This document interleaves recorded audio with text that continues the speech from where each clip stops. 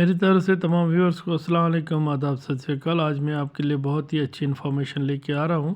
लीजिए, देखिए और सुनिए। हाई बीपी के पेशेंट हर घर में हैं कि आप जब तक उसको डॉक्टर के पास ले जाते हैं, डॉक्टर कहता है सॉरी, आधे घंटे पहले लाते तो हम इन्हें बचा लेते हैं। तो उस केस में आपको क्या करना है, 5 ऐसे अलार्मिंग कंडीशन कि जब आप इस क्रिटिकल पोजीशन में हो जाते हो कि आपको होम रेमेडी चाहिए बिफोर कि आप डॉक्टर तक पहुंचें।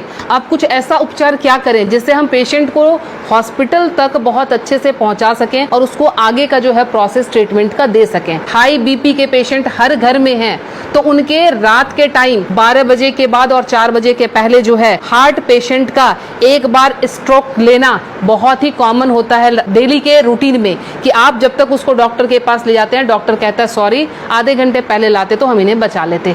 तो वो टाइम स्पैम आपको कैसे बढ़ाना है ताकि हम मरीज को ट्रीटमेंट दे सकें। तो उस केस में आपको क्या करना है, ध्यान रखें, ये जो हमारे फिंगर्स के सामने ये नाखून जो मैं पॉइंट कर रही हूँ, इस पॉइंट को आप लोकेट करके ध्यान से देखें। ये हमारे बाइलेटरल है, मतलब दोनों ही हाथों की उंगलियों पे हम इसको इस्तेमाल कर सकते हैं। जब भी आपको लगे कि कोई पेशेंट बिल्कुल उसका जो है बीपी बहुत हाई चला गया है और आपको डॉक्टर तक जाने के पहले अगर उसको स्ट्रोक ना आ जाए, लाइफ उसकी खत्म होने से बचाने के लिए आपको सिंपली क्या करना है, आप कोई भी पिन ले लेंगे। पिन लेके आप उसको सिंपल कि जिस तरह से हमने पिन लिया, आप घर में सेफ्टी पिन ले सकते हैं, क्योंकि उसको थोड़ा सा आपने डिटॉल या उसे स्टरलाइज कर लेंगे। स्टरलाइज करने के बाद सिंपल आप यहाँ पे प्रिक करेंगे और प्रिक करके यहाँ से आप थोड़ा सा ब्लड जो है इस तरह से 5 to 10 ड्रॉप्स इस तरह से निकाल देंगे। ये ध्यान रखें, ये बहुत ही इमरजेंसी केस है और ये करते ही आपके पास पेशेंट के लिए एटलीस्ट 3 से 4 घंटे मिल जाएंगे कि आप उसको डॉक्टर तक सेफली पहुंचा सकते हैं और वहां उसको ट्रीटमेंट मिल सकता है। दूसरा काम, अगर ये भी करने की हिम्मत आप में नहीं है, फ्रिज का ठंडा दूध 1 गिलास उस पेशेंट को पिला दें। ठंडा दूध पिलाते ही आपके पास ड्यूरेशन बढ़ जाएगी, आप 2 घंटे तक हॉस्पिटल के अंदर उनको लेके आप जा सकते हैं। ध्यान रखें। दूसरी हमारी अलार्मिंग कंडीशन जो होती है वो होती है एसिडिटी की। एसिडिटी समटाइम्स इतना हाई हो जाता है कि रात को सोना मुश्किल, सीने में जलन और भारीपन, उस केस में भी लगता है जैसे हमें हार्ट की प्रॉब्लम आ रही है। उसमें क्या करेंगे, उस केस में कि हमने इस पॉइंट को, एसिडिटी के केस में आपने इस पॉइंट को लेना। पॉइंट लोकेट कैसे करेंगे, तो आपने इस तरह से अपने थंब के इस वाले पॉइंट को, फर्स्ट पोर को यहाँ से मेजर कर लेंगे, खोल के यहाँ से मेजर करके आपका जहाँ ये टच हो रहा है यहाँ से आपने इसको प्रेस करना शुरू किया। 20 to 30 टाइम्स इसको आप डीप प्रेस करेंगे।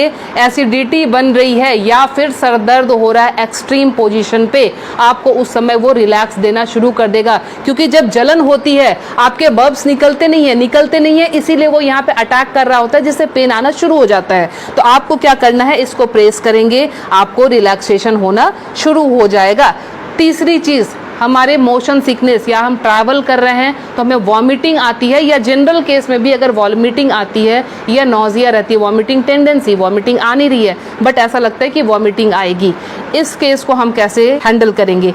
आप अपने ये रिस्ट के क्रीज ले लें। ये रिस्ट के क्रीज आपको दिख रहे हैं, इस क्रीज से, ये जो क्रीज हमारी बनी हुई है, इस क्रीज से अपने ही फिंगर को रखना है। ध्यान रखना है, अपने फिंगर के 2 फिंगर को रखना है। इसके बाद ये पॉइंट जहाँ पे आता है इसको आप लोकेट करेंगे और ध्यान से देखें, यहाँ पे 2 आर्टरी आ रही होती है। आप जब फील करेंगे 2 आर्टरी के बीच में, ये यहाँ पे आपको इस पॉइंट को अब दबाना शुरू कर देना है। अगर आप इसको तेज दबाएंगे, इमीडिएटली आपके वॉमिटिंग टेंडेंसी जो है वो वहीं स्टॉप हो जाएगी और ये आपके मोशन सिकनेस में भी काम करेगा। कहीं आप ट्रैवलिंग में जा रहे हैं तो वहाँ ये काम करेगा।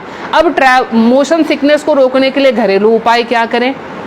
पुराने ज़माने में ध्यान है आपको 10 पैसे के और 5 पैसे के सिक्के मिलते थे। वो सिक्के अगर आपके पास हैं तो सिक्के को सिर्फ मुंह में रख लेना है, कुछ नहीं करना है।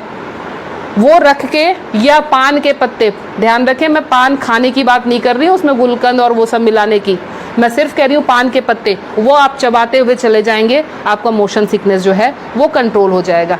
तीसरी चीज़ जो आती है एलर्जिक अस्थमा की, मतलब एक ही आपको स्ट्रोक आया और आपके जो है बिल्कुल सांसें फूलनी शुरू हो गई, सांस नहीं आ रही है, हेवीनेस आ रही है, उस केस में आप क्या करेंगे, अपने नाक को खोलने के लिए, ताकि ब्रीदिंग आपकी एकाएक स्टार्ट हो जाए, आप अपने हाथ को लेंगे और इस तरह से नाक को सटाएंगे। नाक की टिप जो है हाथ के जिस पार्ट को टच कर रही है उसको दबाना शुरू करेंगे और ये बहुत पेनफुल होता है, ध्यान रखें। आप अपने आप भी इसको दबा नहीं पाएंगे, बहुत ज़्यादा पेन होता है। हमने पेशेंट को ऐसे किया, ये टिप जहाँ पे आया और ये 90% पेशेंट को ये पेनफुल वैसे भी होता है। आप उठा लीजिए, अब ये यहाँ पे इनका टच हुआ था, ये जब हम दबाएंगे 90% पेशेंट को वैसे भी, क्योंकि हल्के हल्के एलर्जी की प्रॉब्लम इन दिनों महामारी के बाद लंग्स सबके वीक हुए हैं, तो सबके जो है ये प्रॉब्लम रहती ही रहती है। लास्ट में आपको बता रही हूँ इंसोम्निया के लिए, नींद नहीं आती है उस केस में आप क्या करेंगे। नींद नहीं आने के केस में हमने क्या करना है कि ये हमारा ईयर लोब है, ये पूरा सेक्शन जो है ये ईयर लोब का है। रात को आप क्रीम या तेल लेकर इस सेक्शन की इस तरह से हल्के हल्के हाथों की मसाज देंगे। ये हल्के हल्के हाथों की मसाज देंगे, इससे आपको नींद आनी अच्छी शुरू हो जाएगी। साथ में और क्या इंक्लूड करें, हमारा जो टॉप ऑफ द हेड है, बिल्कुल सर का ऊपरी सिरा, यहाँ पे आप टैपिंग करेंगे। टैपिंग करने का मतलब हल्का हल्का आप इसको ठोकते जाएं, ये इसको वाइब्रेट करें। वाइब्रेट करने का मतलब आप यहाँ से जो है एनर्जी हमारे जा रही है नीचे, क्योंकि आपको पता है ये माउंटेन बना हुआ है, यहाँ से एनर्जी का फ्लो शुरू होता है, तो ये एनर्जी जो है पूरी जगह जाएगी और आपको बिल्कुल काम कर देगी, शांत कर देगी। तो ये 5 अलार्मिंग पॉइंट्स आपको हमेशा के लिए याद रखना है। पता नहीं आज आपने देखा, भूल गए, कल आपको जरूरत पड़ जाए, तो इसलिए आप प्लीज़ इसे सेव कर लें, अच्छे से देख लें और समझ जाएं, और अपना ट्रीटमेंट इमरजेंसी केस में ज़रूर कर लें। मैं Leena Shrigyan, naturopathy and alternative therapy expert, नई दिल्ली से। मुझे उम्मीद है आपको ये वीडियो अच्छी लगी होगी। प्लीज़ मेरे चैनल को सब्सक्राइब करें और इस वीडियो को लाइक करें, शेयर करें, कमेंट करें, ताकि मैं आपके लिए अच्छी से अच्छी वीडियोज़ लेके आऊँ। अल्लाह हाफिज़, अल्लाह निगहबान, खुदा हाफिज़।